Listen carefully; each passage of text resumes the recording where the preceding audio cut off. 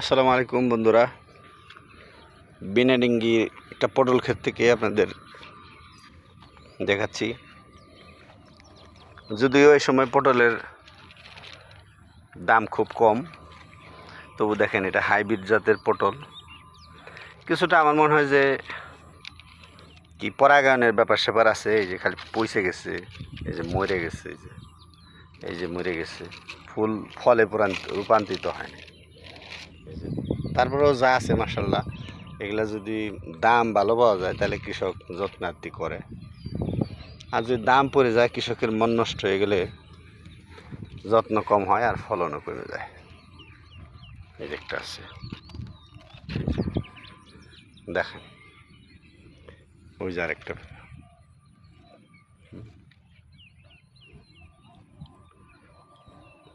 ফলনটা কম মনে হইতেছে আমার কাছে, আপনাদের কাছে কেমন লাগতেছে জানাবেন। এখানে অনেক বড় পটলের জমি। হ্যাঁ, এই পটল যদি ফাল্গুন চৈত্র মাসে একেবারে আগের লাগান যায়, মানে ফসল তোলা যায়, তাইলে এবছর 80 টাকা করে পাইকারি বিক্রি হয়েছে, 100 টাকায় পটল বিক্রি হয়েছে খুচরা। এখন অবশ্য দাম কম, কৃষক দাম পায় না বললেই চলে, কিন্তু আমাদের এলাকায় 30-35 টাকা 40 টাকায় পটল বিক্রি হয় খুচরা পর্যায়ে। কালকেও আমি বাজারে জিজ্ঞেস করছি, 30 টাকা কেজি পটল। এই যেগুলা হাইব্রিড পটল, এই হাইব্রিড নষ্ট হয়ে গেছে, এই যে এটা তো তোলার লায়ক হয়ে গেছে এরকম। এই যে আসছে অসংখ্য, এই যে গিটে গিটে ফল, এই যে গিটে গিটে ফল, যে ওই যে একটা তোলার উপযুক্ত অসংখ্য। ও মাই গড, আমি তো ফিট। ওই যে দেখেন, ওই যে দেখেন কিরকম ফল, এই যে ফল। এখানে গাছ ভালো, গাছের চেহারা ভালো, ওই যে ফসলও ভালো। এই যে দেখেন অসংখ্য, মাশাআল্লাহ সুবহানাল্লাহ এরকম। এই যে আরেকটা এই পাশে একই কৃষকের জমি, এটাতে আমি আসছিলাম শীতকালে, এসে দেখে গেছি এই মাটির লগে গাছ কথা কয়, মাটির লগে গাছ কথা কয়। কিন্তু এটার জাংলা দেওয়ার সিস্টেমটা আমার কাছে একটু অন্যরকম মনে হলো। ফসলটা হারভেস্ট করতে খুব একটা সুবিধা মনে হয় না আমার কাছে এই পদ্ধতিটা। এই যে দেখেন পটল একবারে ক্ষেতের থেকে রেডি টু হারভেস্ট।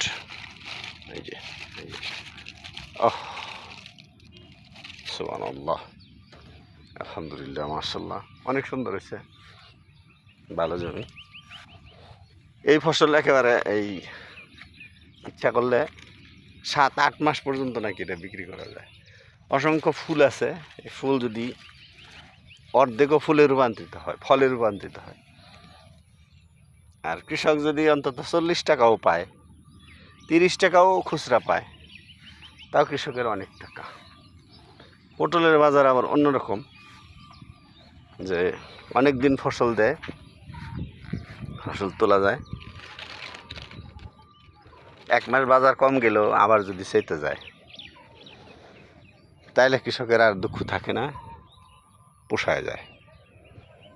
ঠিক আছে।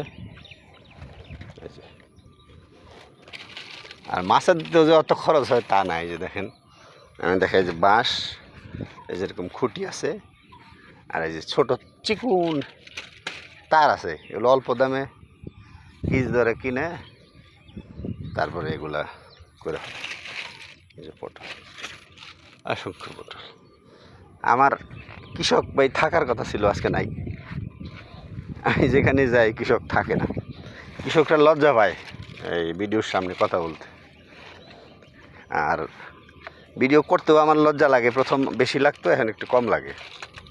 এই যে দেখেন ডাবল ডাবল ধরছে, মাই গডনেস, ডাবল ডাবল ধরছে। একটা ধরছিল,